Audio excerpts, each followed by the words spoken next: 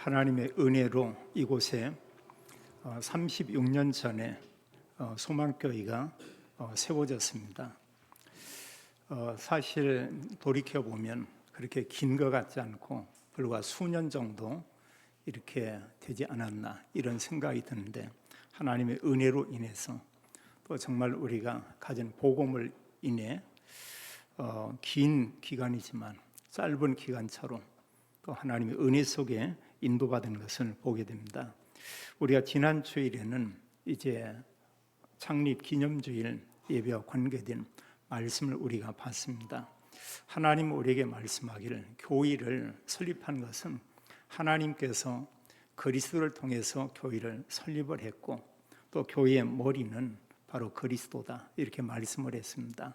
또 구원받은 우리 한 분 한 분은 그 몸된 교회의 지체다, 한마디로 한 몸이라고 얘기하고 있습니다. 구약에서 우리가 보면 이제 성전이다 이럴 때는 눈에 보이는 이런 건물이었죠. 신약에서는 이제 교회라는 이런 용어를 쓰고 있습니다. 그리고 교회에서는 눈에 보이는 건물에 초점을 맞추는 것이 아니고 구원받은 성도님 한 분 한 분들의 하나님의 관심이 있고, 하나님 말씀하기를 구원받은 성도 한 분이 구원받은 성도의 모임이 이게 바로 교회다 이렇게 말씀하고 있습니다. 그러면서 구원받은 모든 그리스도인에게는 하나님께서 성령으로 그와 함께 계신 것을 우리에게 말씀을 했습니다. 하나님께서 이스라엘 백성을 애굽에서 구원해 내시고 바로 하나님이 그런 말씀을 주었어요. 그들에게 말씀하기를 너희는 이제 유월절을 지키라 이렇게 말씀을 하고요. 또 그들에게 맥주절을 지키라, 그리고 수장절을 지키라 이런 말씀을 했습니다. 반드시 모든 남자라고 했지만 구원받은 이스라엘 백성은 이 절기를 기억하고 지키도록 하라 이렇게 말씀을 했습니다. 우리가 또 잘 알지만 그들이 이제 40년이라는 광야의 시간을 이렇게 보냈습니다. 근데 그 광야에서는 사실 맥주절을 지킬 수가 없어요. 그들이 곡식을 거두지 않고 매일 하나님 주신 만나를 가지고 먹고 살았습니다. 그리고 추수하지 않았죠. 하나님 은혜 가운데 이렇게 보내고, 이제 40년이 지난 후에 또 하나님께서 가나안 땅에 들어가기 직전에 또 이 말씀을 하고 있어요. 신명기 16장에 보게 되면 같은 내용입니다. 그 땅에 들어가서 유월절을 지키고 맥주절을 지키고 수장절을 지키도록 하라 이렇게 말씀해요. 그래서 구약에 많은 이런 율법들이 있습니다만 거기에 핵심이 되는 내용이 하나가 바로 십계명이에요.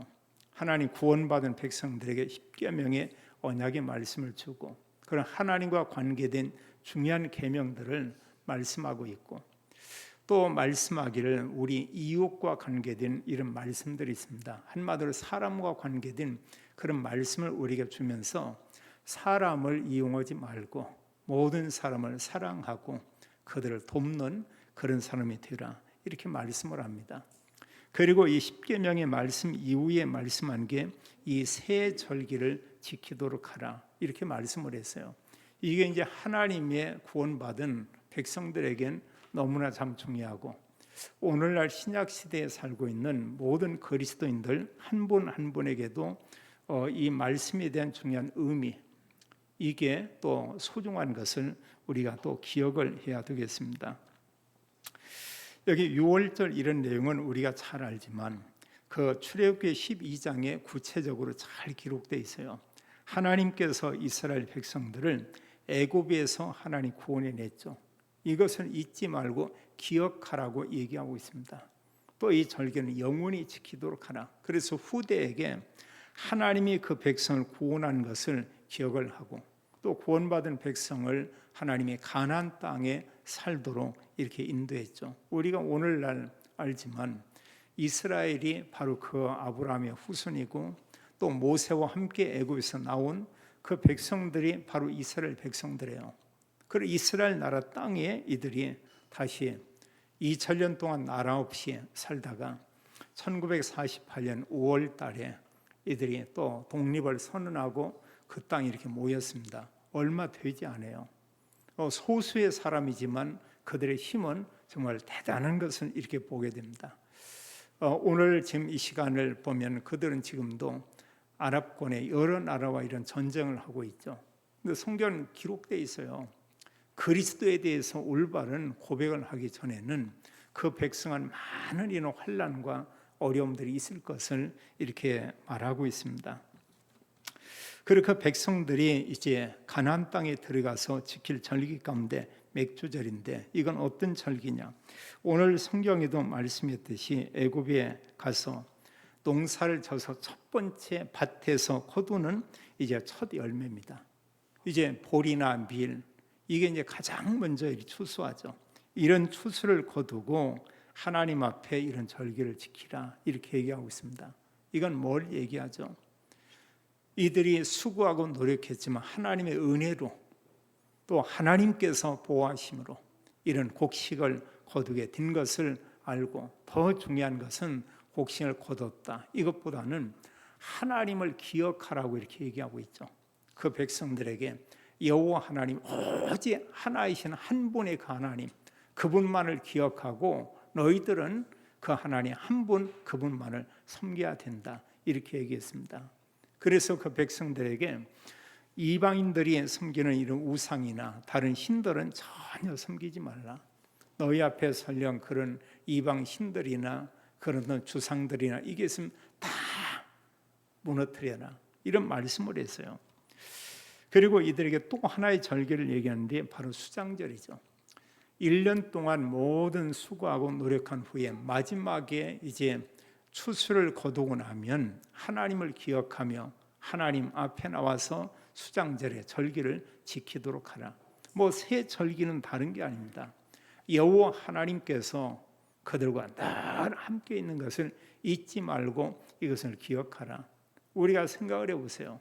우리를 구원하신 하나님이 정말 나와 함께 있다. 이것을 늘 알고 그걸 정말 24시에 이런 생각하는 사람하고 이것을 구원받았지만 전혀 그 사실을 모르고 그냥 산다고 하면 산다는 자체가 다르겠죠.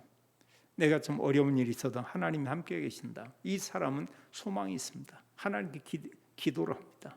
또 시간이 지난 이후에 하나님이 그 모든 부분에 은혜 베푸심을 알게 되죠. 그는 사실 하나님 나와 함께 있고 말씀 주고 인도하고 또 하나님 지금도 말씀을 이루어 나가고 이제 이런 걸 모르는 사람은 내 힘으로 살아야 되는 거예요. 우리가 알지만 우리 자신이 얼마나 그 연약합니까?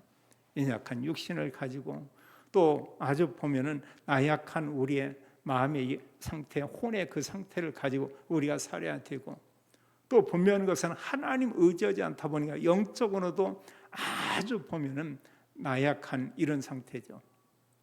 이러다 보면은 힘들 수밖에 없죠. 근데 하나님께서 구원받은 백성을 하나님께서 인도하시고 함께 하시고 필요한 것을 공급하겠다. 이런 약속이 있거든요. 이게 사실은 이제 맥주절과 연결이 되어 있습니다. 그럼 마지막에 하나님 모든 추수를 거두고 하나님 기억하라. 이런 얘기를 했죠.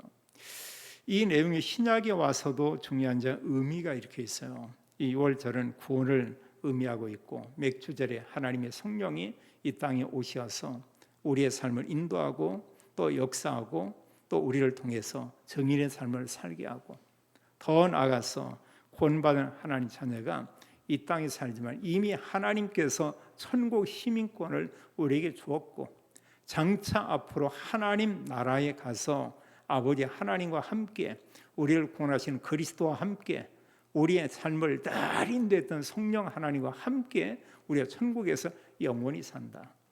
이것을 우리에게 말씀하고 있죠. 그럼 우리가 생각해 보세요. 사람들이 생각할 때는 부자가 복받은 사람이다. 뭐 세상 기준으로는 맞아요. 또 어떤 높은 자리에 있는 사람이 정말 복받은 사람이다. 뭐 사람들이 볼 때는 맞다고요. 근데 복음을 가지고 우리가 볼 때는 말씀을 가지고 볼 때는 그게 아니다는 사실이에요. 오히려 어느 면에 반대로 구원받지 못했다고 하면 그 사람은 영적으로 어느 상태냐? 바로 거지다. 아무것도 없는 빈털터리에 불과할 뿐이다. 그런가 하면 구원받은 우리를 말씀을 가지고 보세요. 얼마나 우리가 큰 은혜와 복을 받은 사람인가. 우리가 하나님의 자녀죠. 성삼위 하나님 우리와 함께 계시죠. 우리가 기도할 때 하나님 우리의 기도를 들으시죠. 또 우리가 하나님의 언약, 하나님의 계획, 하나님의 일에 대한 말씀을 우리가 가지고 살고 있죠. 그리고 결국은 이 말씀 가지고 우리가 길을 가는 겁니다. 성경은 말씀하기를 사단이 그런 사람을 이길 수 없다 이렇게 말하고 있어요. 구원받은 하나님의 자녀를 음부의 권세가 이기지 못한다 이렇게 말하고 있습니다. 반대로 보면 구원받은 하나님 자녀는 사단의 모든 권세를 꺾을 수 있는 능력이 있다고 말씀하고 있죠. 우리가 구약에 보면 맥주절, 그리고 신약에 우리가 이제 오순절 이런 내용을 우리가 보게 됩니다. 날짜로는 같은 그 날짜예요. 사실은요. 맥주절, 칠칠절, 오순절 같은 한 날입니다. 구약에서 맥주절을 지키라 이랬고요. 또 신약에 와서 이제 오순절 날에 우리가 잘 알지만 하나님의 성령이 그들에게 임했죠. 그래 맥주절은 첫 열매를 거두고 하나님께 감사하는 거죠. 이제 오순절 날에 하나님 성령이 임하면서 이제 드디어 초대교회, 신약교회가 시작된 것을 보게 됩니다. 구약에는 예수가 그리스도다 이렇게 선포하는 사람이 없었어요. 그리고 사실은 그리스도 올 것을 기대하고 있었지 그리스도 오셨다 전혀 모르고 있죠. 말씀한 그대로 그리스도께서 이 땅에 오셨고 또 성경을 통해서 우리에게 알게 하는 것은 예수님이신 그분만이 오직 그리스도다 이걸 알게 하셨고요.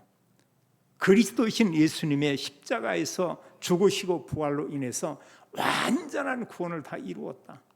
이 땅의 모든 문제가 창세기 3장에서 왔다는 것을 우리는 잘 알고 있습니다. 아담 한 사람이 죄를 범했다. 그 죄로 다 죄인됐다고 했어요. 죄인이기 때문에 인간이 원죄를 가진 인간이 죄를 또 범하게 되죠. 또 죄로 인해서 하나님 모든 사람이 떠났다. 떠난 사람의 그 영적 상태를 보니까 성경은 마귀의 자녀로 살고 있다. 이렇게 말하고 있거든요. 또 이렇게 살다가 우리가 영원히 살 것 같지만 그것도 아니고 이제 멀지 않아 이 땅에 나그네의 이런 삶을 살다가 하나님 나라 천국에 이제 가게 되죠.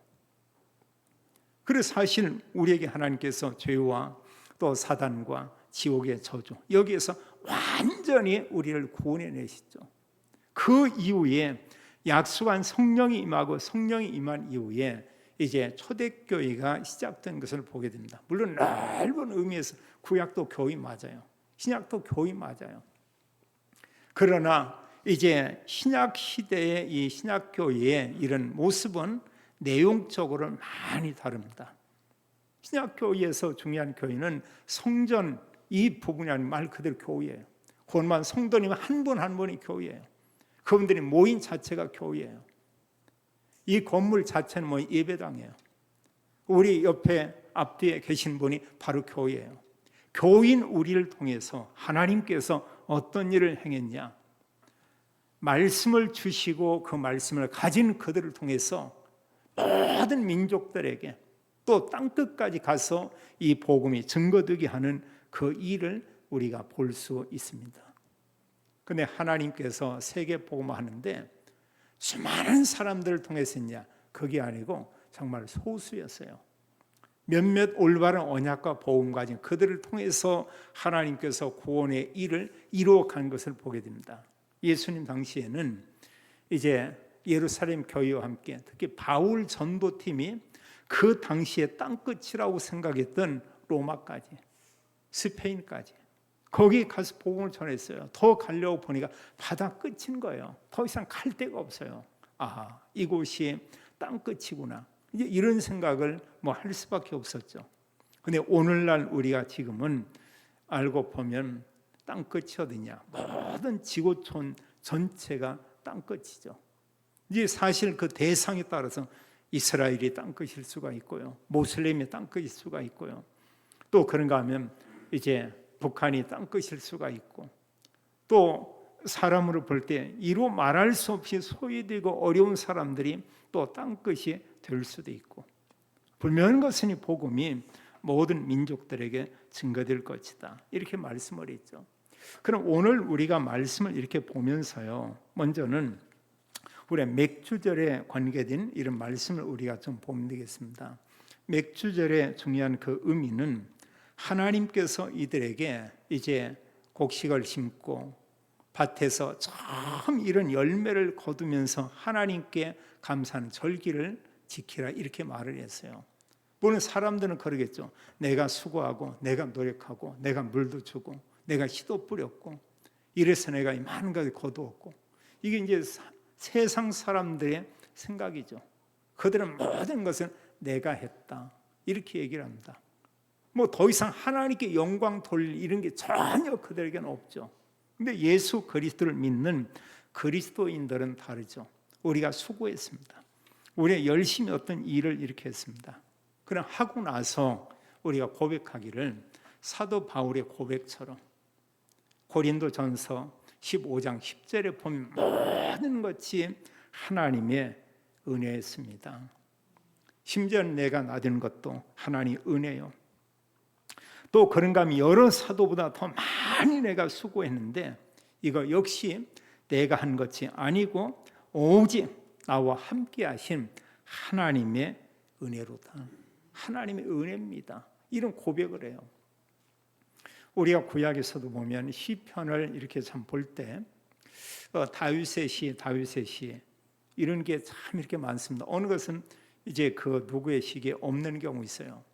근데 다윗을 늘 볼 때 여호와 이름을 높이고요, 찬양하고요. 또 그러면서 아버지 하나님께 정말로 감사합니다. 이런 고백을 하고요. 시편 103편 이런 내용에도 다윗의 시 이랬는데 하나님이 내게 베푼 은혜 이걸 내가 정말 잊지 않기를 원합니다. 내 영혼아, 어느 성경에 보면 내 혼아, 내 속에 있는 그 중심 모든 것들아 여호와를 찬양하라. 하나님이 베푼 은혜가 너무 많은데 그 은혜를 잊어버리지 말라. 이런 고백을 다윗은 자기 자신이 여호와 하나님께 그런 고백을 하고 있죠. 믿음의 사람들은 우리가 모든 부분에 열심히 수고를 했던 그러지 아니했던 지난 날을 돌이키면서 모든 것이 하나님의 은혜였구나. 이스라엘 백성들이 이제 겨울을 지나고 나서 이런 파종을 하고 그리고 첫 수확을 거두면서 하나님께 이제 이 맥주절에 이런 절기를 지키는 것입니다. 참 중요하죠. 우리가 어느 부분에 응답을 받고 또 여러 가지 참 더 좋은 일들이 많이 있고 이런 가운데 많은 은혜를 입고 응답을 받았는데 여호와 하나님께 우리가 감사할 줄을 모른다. 이런다면 그게 뭐 세상 사람이죠. 그건 이제 하나님의 중요한 축복과 은혜를 다 놓치게 되는 거죠. 또 우리가 더 중요한 건 뭐냐? 하나님의 은혜를 잃어버리고 시간이 지나면 하나님을 멀리 떠날 수밖에 없습니다. 또 하나님의 은혜를 잃어버리고 하나님께 예배할 줄을 모르면 하나님이 아닌 다른 것을 사랑하고 다른 것을 붙잡고 자기 자신 아니다고 하지만 언제부턴가 모르게 자기의 영혼은 자기의 몸은 그곳에 대해서 거기에 모든 것을 집착하게 되죠. 그걸 섬기는 것입니다. 그게 뭐냐? 우상이에요. 골로새서 3장 5절에 말씀했듯이 탐심, 그것은 바로 우상 숭배다 이렇게 말하고 있죠. 그리고 눈에 보이는 형상도 있지만 눈에 안 보이는 세상의 많은 부분에 이런 탐심, 하나님 너무나 많은 걸 줬는데도 우리가 잃어버리고 또 그거에 대해서 하나님을 기억하지 못하는 겁니다. 어떻게 보면은 정말 중요한 영적인 축복을 다 이렇게 우리가 외면하고 있다 이렇게 볼 수가 있겠죠. 그리고 이 백성들이 가나안 땅에 들어가서 이제 첫 수확을 거두는데 자 광야에서는 이들이 농사하지 않았죠. 농사는 곡식을 먹고 지내고 그러지 않았어요. 단지 하나님께 이제 제사를 드리고 이런 게 있었고, 그런데 이제 가나안 땅에 들어가서 본격적인 이제 수확을 하게 되죠. 가나안 땅에 들어가고 요단을 건너서 갔을 때 길갈에 있을 때 뭐냐? 만나가 그쳤더라 이렇게 얘기하고 있어요. 이제 더 이상 만나를 기억하지 못해요. 어느 사람은 밖에 나가서 오늘도 뭐 만나가 또 내리지 않았나? 봤더니 없어요. 하나님 언제냐? 첫 번째 이런 곡식을 접할 수 있는 이후에는 만나를 더 이상 하나님 주지 않았죠. 어떤 면에 40년 만에 거두는 첫 수확, 그걸 잊지 말고 기억하라 이렇게 말씀을 했고요. 그러면서 이제 우리가 그렇다면 정말 감사하는 게 참 많구나. 우리가 지금까지 살아온 이런 가운데 정말 감사할 최고의 그 감사가 뭐냐? 내가 예수님이 그리스도인 것을 알고 믿음으로 내가 구원받았다. 이게 참 중요해요. 그런 믿음의 사람들은 늘 구원에 대한 그 감사, 감격 이게 있었고, 또 구원받은 하나님의 자녀들에게 주신 게 많죠. 우리 주신 이 건강, 하나님께서 내게 지금까지 건강을 줬다. 또 하나님께서 나에게 일할 수 있는 일터를 하겠다. 또 하나님께서 우리에게 또 자녀를 주기도 하고, 또 주님의 교회에서나 내가 어떤 중요한 그곳에서 어떤 사역을 하는 일들이 있습니다. 교회에서의 섬김, 내가 업의 현장에서 이런 하는 그 어떤 일들, 이런 여러 부분에 이렇게 돌이켜 본다고 할 때 우리가 받은 은혜는 정말로 크다는 것입니다. 내가 다른 사람 복음 전했는데 어느 분이 예수 그리스도 구주로 영접했다. 이게 얼마나 감사한 일이에요. 얼마나 놀라운 일입니까? 또 우리가 수고해서 뭔가 어떤 일을 했지만 거기에 여러 부분에 이런 하나님이 수확을 거두게 했다. 하나님께서 여러 가지 경제가 회복되게 했다. 참 놀라운 일이죠. 정말 감사한 일이거든요. 우리가 생각하면 참 이렇게 많죠. 그래서 바울은 그런 말씀을 했어요. 데살로니가전서 5장에 보게 되면 18절에 범사에 감사하라. 범사에 감사하라. 이는 그리스도 예수 안에서 너희에게 대한 하나님의 이런 그 은혜다. 그리고 우리가 정말로 하나님께 감사할 수 있다. 때로 우리가 어떤 사람이 나에게 어느 정도의 도움을 줬다. 정말 감사하잖아요. 또 많은 사람은 그걸 오랫동안 기억을 합니다. 참 정말로 참 감사하다. 이런 고백을 하거든요. 근데 하물며 하나님께서 우리에게 말씀을 통해서 확인하면서 베푸신 은혜가 얼마나 큰가 내가 안다. 그런 감사할 게 참 많죠. 정말로 많이 있죠. 우리 자녀들이 건강하게 잘 자라고 있다. 정말 감사한 거죠. 또 때로 어려운 일이 있지만 그걸 통해서 또 하나님을 바라보게 하고 또 하나님 중요한 계획을 깨닫게 하고, 자, 이런 걸 생각하면 얼마나 감사한지 이루 말할 수 없죠. 바울은 그런 고백을 했어요. 에베소서 2장 8절에 구원받은 게 뭐냐? 하나님의 은혜다. 열심과 노력과 행위가 아니고 우리가 하나님의 그 은혜를 인하여 믿음으로 말미암아 우리가 구원을 받았다. 하나님께서 구원을 선물로 우리에게 하나님께서 다 부어주셨다. 이런 얘기하거든요. 우리가 정말 하나님의 은혜였습니다. 이런 고백하는 게 얼마나 축복인가를 우리가 알 수 있죠. 두 번째, 우리가 오순절 날에 임하신 이런 그 성령님에 대해서 우리가 생각을 해보겠습니다. 사도행전 2장에 보게 되면 오순절 날이 이름에 마가 다락방에 함께 모여서 기도하던 그들에게 하나님의 성령이 임하게 됐죠. 성경 보면은 그곳에 이제 하늘로부터 급하고 강한 바람 같은 소리가 있어. 이제 그들이 앉은 온 집에 가득했다. 이렇게 말씀했고요. 또 그리고 불의 혀가 갈라지는 것처럼 그들 눈에 보였다. 그걸 각 사람 위에 하나씩 모인 그 사람들 위에 임하 있더니 4절에 보면 그들이 다 성령의 충만함을 받고 이렇게 말하고 있어요. 이게 뭐냐면 사도행전 1장 4절로 8절에 말씀한 그 내용처럼 바로 그 말씀이 성취되는 그 현장이죠. 하나님의 성령으로 모인 자들이 세례를 받게 되고요. 또 분명히 말씀하기를 성령이 임하면 너희가 권능을 받고 이런 얘기했습니다. 하나님의 능력이 그들에게 이렇게 임한 거예요. 우리가 잘 알지만 이제 맥주절이 사실 그들이 구원받은 이후에 50일째 되는 날 맥주절에 이런 절기를 지켰습니다. 첫 수확을 거둬서 하나님께 영광을 돌렸어요. 그런가 하면 그리스도께서 우리를 구원하기 위해서 십자가에 죽으셨고 말씀한 대로 3일 만에 그리스도가 부활했죠. 부활한 후에 50일째 되는 그날, 이때가 언제냐? 바로 오순절입니다. 40일 동안은 제자들과 함께 있었어요. 예수 그리스도 믿는 사람들과 함께 있었어요. 그러면서 그들에게 말씀도 전했어요. 말씀에 많은 내용이 있지만 예수 그리스도의 복음을 너희가 증거해라. 그 일에 너희가 증인이 될 것이다. 이런 그 말씀들을 했습니다. 그런 후에 주님께서 승천에 가시고 주님이 가신 후에 열흘째 되는 그날 오순절 날에 하나님의 성령이 모인 그들에게 임했죠.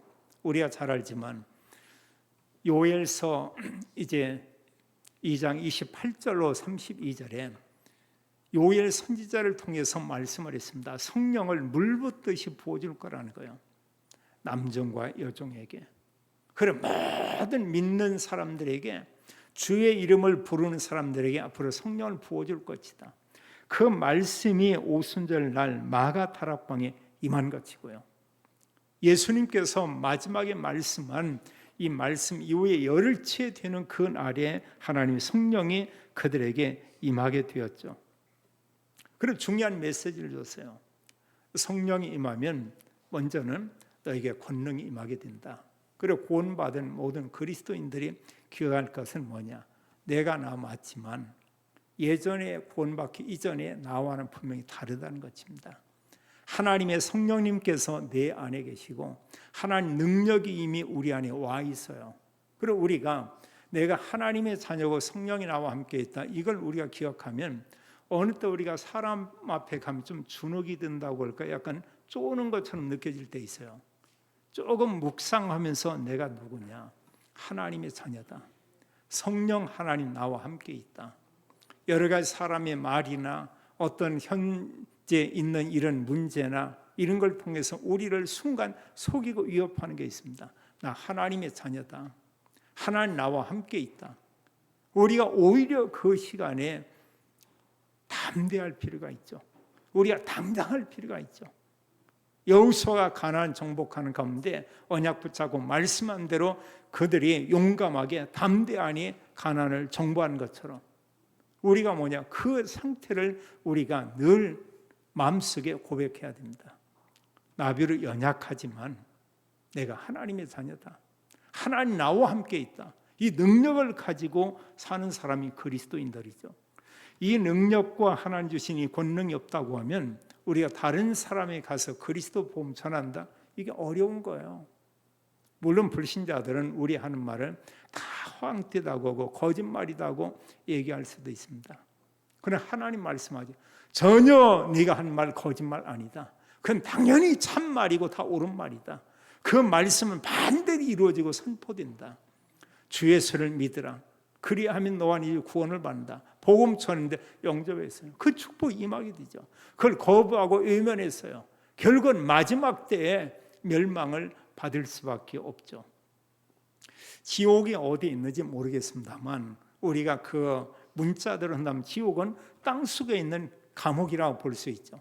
또 성경은 불과 유황으로 타는 못이 있다고 이런 표현하고 있죠.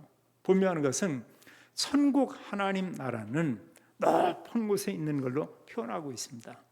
그럼 분명한 것은 지옥이 위에 있고 천국이 아래에 있고 이런 표현은 어디도 없어요. 성경은 3층 천에 대한 이런 얘기도 있어요. 그럼 셋째 하늘이란 그런 내용이죠. 우리가 장차 앞으로 가는 하나님 나라 그 천국은 셋째 하늘, 하나님 보좌가 있는 영원한 그 천국, 이곳을 우리가 가게 되는 것이죠. 놀라운 거예요. 그리고 우리가 사실 이 땅에서 잠깐 사는데 나그네 길을 가는데 뭔가 좀 어려움이 있다. 전혀 우리가 두려워할 이유가 없다는 사실입니다. 우리 배경은 하나님 나라예요. 성삼위 하나님 우리의 배경이에요. 그분께서 아예 우리와 함께 있어요. 이런 놀라운 은혜를 하나님이 우리에게 허락해 주셨죠. 자, 하나님의 성령이 그곳에 임한 이후에 드디어 이제 초대교회가 시작되는 걸 보게 됩니다. 그리고 구약과 달라요. 구약은 제사를 드리고 예물을 준비했지만 더 이상 우리가 예물 준비하는 게 아니에요. 예수 그리스도 이름으로 당당히 하나님 전에 나가서 우리가 예배하고 그 이름을 우리가 높이고 그 주님을 우리가 찬양하는 것이죠. 그러면서 교회가 했던 중요한 일을 우리가 보게 되면 성령이 임한 이후에 이들은 모여서 기도하고 또 하나님의 영적인 힘을 공급받고 나가서 이들이 뭐냐? 예수는 그리스도, 이 복음을 증거한 것을 우리가 보게 됩니다. 구약 시대의 성도들이 복음을 전했다 이런 내용이 없어요. 물론 오실 메시아 그리스도를 기다렸죠. 우리에게는 분명한 이런 복음과 언약의 말씀을 우리에게 주었습니다. 그래서 사도행전 3장에서부터 보면 28장까지도 이들이 나가서 주로 또 주가 된 내용이 뭐냐? 예수님은 그리스도다. 이 복음 전하거든요. 베드로가 증거하고요. 빌립 집사가 사마리아에 가서 예수님은 그리스도다. 에디오피아 내식에 가서 예수님이 그리스도다. 이 복음을 그들이 알리고 사도 바울과 전도 팀들이 이제 안디옥 교회의 이런 그 후원 가운데 나가서 예수 그리스도의 복음, 그러면서 그들에게 이 복음에 대한 그 당위성을 얘기하고 있습니다. 그리스도 반드시 와야 된다. 그리스도는 죽어야 된다. 그리고 부활해야 된다. 그럼 그 그리스도가 누구냐? 바로 나사렛 예수님, 그분이 바로 그리스도다. 이걸 알리는 겁니다. 이제 사람들이 그 예수님이 십자가에 죽었다고 말하고 있고 부활했다고 하는데 그 예수님, 그분이 바로 그리스도구나. 이걸 듣고 이제 믿는 사람들이 있는 거예요. 오늘날 우리는 이제 그 주님의 교회 안에 있습니다. 주님의 교회에 주신 언약의 그 흐름 속에 있습니다. 하나님께서 우리에게 분명한 복음이 담긴 말씀을 주고 있어요. 또 성경의 믿음의 사람처럼 이런 언약의 말씀 가지고 기도하라고 말하고 있어요. 또 우리는 분명한 내용이 있기 때문에 나가서 그리스도의 복음을 우리가 선포하고 전하고 있습니다. 전도를 합니다. 이제 중요한 건 뭐냐? 나의 현장이죠. 내가 살고 있는 지역이죠. 이러면서 더 나아가서 하나님께서는 이제 237 나라 5천 종족에게 복음이 증거되기 원하죠. 그게 사실은 땅끝 세계 복음화죠. 하나님께서 이런 흐름 속에 우리를 부르시고 그 하나님께서 지금 우리를 이렇게 인도하고 있다. 굉장히 참 중요한 의미가 있죠. 구약의 맥주절은 첫 열매를 거두어 사는 영광을 돌렸다면 신약에는 이제 하나님이 성령이 임한 이후에 교회가 시작되게 되는 것입니다. 그 흐름 속에 우리가 지금 있어요. 그럼 구원받은 우리가 이제 하나님께 이제 드릴 첫 열매가 되는 삶은 어떤 것이냐? 우리 하나님의 자녀입니다. 자, 성령이 오셔서 우리와 함께하고 우리가 정말 이런 맥주절을 맞이해서 하나님 아버지께 우리가 지난 상반기를 기억하고 지금까지 지나온 모든 일들을 기억하면서 아버지 하나님께 내가 정말 드릴 수 있는 이런 열매와 이런 감사는 무엇이냐? 우리가 잘 알지만 구원받은 하나님의 자녀에게 하나님께서 가장 원하시는 게 있습니다. 그게 뭐냐면 바로 예배예요. 요한복음 4장 24절은 하나님은 영이시니 예배한 자가 영과 진리로 예배할지니라. 그래서 우리가 예배는 하나님께 영광을 돌리는 것입니다. 그런 메시지 전까지 대부분의 찬양은 하나님 영광을 돌리는 이런 찬양들을 많이 하죠. 시편 29편 1절로 2절에 보면 예배와 관계된 그런 말씀이 있어요.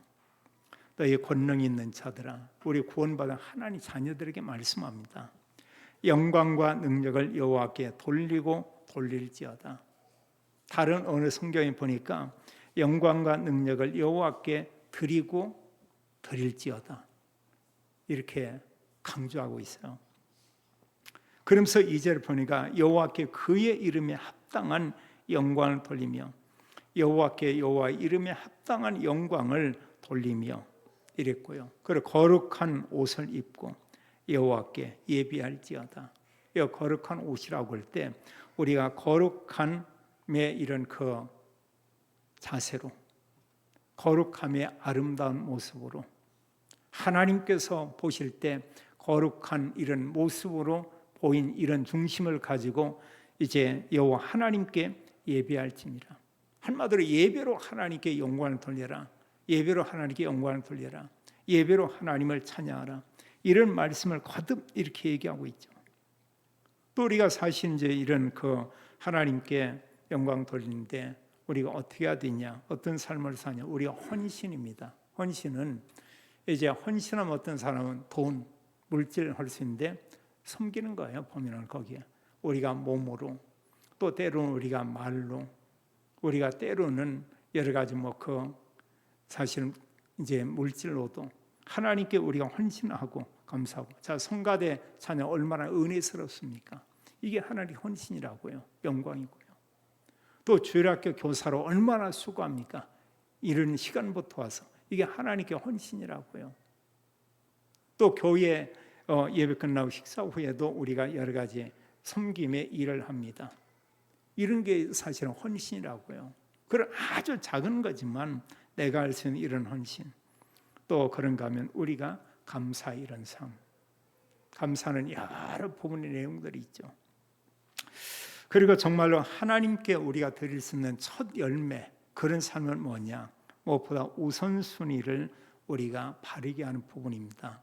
우선순위에는 행동 이전에 우리의 마음가짐 이 부분이에요. 우리의 영혼, 영적인 상태 그 부분이라고 볼 수 있습니다. 성경은 마태복음 6장 33절에 너희는 먼저 그의 나라와 그의 의를 구하라. 그리하면 이 모든 것은 너희에게 더하여 주시리라. 이렇게 말씀을 했죠. 우리가 정말 영적인 게 더 중요하게 여기고 다른 부분은 그 다음으로 생각하고, 이게 사실 먼저 하나님 나라와 의를 구하는 그 삶이죠. 또 우리의 늘 마음 중심 가운데 복음을 위해서, 또 전도와 선교를 위해서, 또 하나님 영광을 드러내기 위해서 이제 하나님 그걸 원하고 있고요. 이러면서 우리가 또 중요한 것은 우리의 모든 삶을 통해서 하나님께 우리가 영광을 돌리며 우리의 모든 삶을 통해서 우리가 그리스도의 증인의 삶을 우리가 사는 것입니다. 고린도전서 10장 31절 말씀하기를 너희는 먹든지 마시든지 또 무엇을 하든지 다 하나님의 영광을 위하여 하라. 이사야 43장 7절에 보니까 하나님께서 인간을 창조했는데, 우리를 지으셨는데 뭐라고 말씀했냐?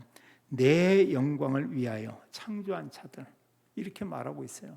하나님의 영광을 위하여 창조하는 게 인간이라고 말하고 있습니다. 또 거기에 보면 43장 이제 21절은 말하기를 하나님께서 인간을 지어서 나를 찬송하게 하려 합니다. 이렇게 말씀했어요. 그게 사실은 하나님께 경배하고 예배하는 것입니다. 그럼 하나님이 우리를 다시 구원시킨 것은 왜 우리를 구원시켰냐? 하나님 예배하기 위해서요. 하나님의 영광을 드러내기 위해서요. 또 예배와 함께 영적인 은혜와 힘을 받은 우리가 나가서 하나님이 그토록 원하는 우리 주변의 수많은 영혼들에게 복음을 증거하라고 하나님이 우리를 구원해 내셨다. 그래서 우리가 예배하는 거, 우리가 복음 전하는 거, 이게 하나님께 영광 드리고 찬송을 드리는 그런 삶이죠. 우리는 지난 이제 상반기를 돌이키면서 나는 올해 상반기 동안 어떤 열매를 맺었는가, 저는 개인적으로 하나님과의 관계를 회복하는 이런 시간을 좀 갖게 됐고요.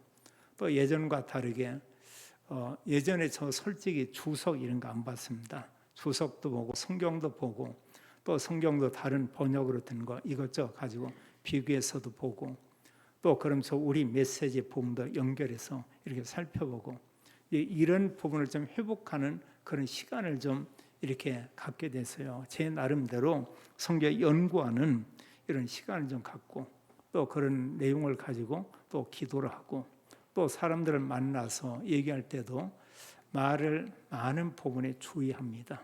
많이 생각을 해봅니다. 이 말이 합당한 건가? 이 말이 정말로 하나님께 영광이 되겠는가? 이런 부분을 좀 살피고 있고요. 열매와 응답으로 하나님께 정말 감사를 드리고 있는가? 내 마음 가운데 바울처럼 정말 범사의 모든 일에 나는 감사하고 있는가? 이제 이런 질문을 해보고요. 그러면서 우리가 중요한 것은 그겁니다. 나는 누구에게 복음과 또 하나님 은혜를 전달하고 있는가? 또 전달해야 할까? 우리가 정말 그리스도의 복음을 알리고 전할 대상이 멀리도 있지만 가까이도 이렇게 있고, 더 중요한 것은 내가 만나는 그런 사람, 그들에게 그리스도를 말하고 알린다고 하면 이게 진정한 맥주절의 이런 감사가 되겠고요. 또 오순절에 진정한 참된 감사다, 이렇게 말할 수 있겠습니다. 우리의 평생 모든 삶 가운데 감사가 회복되고 하나님께 영광과 존귀를 올려드리고 만나는 모든 사람을 우리가 소중히 여기고 또 정말 하나님 은혜로 그들을 사랑하고 그들의 그리스도의 복음을 증거하는 이런 증인의 삶을 사는 모든 성도님들, 믿음의 가정이 되기를 예수님의 이름으로 축원합니다. 아버지 하나님, 감사와 영광을 올립니다. 오늘 하나님께서 또 교회 또 창립 기념 주일 예배로 또 맥주절 또 예배로 하나님께 영광 돌리게 됨을 인하여 감사합니다.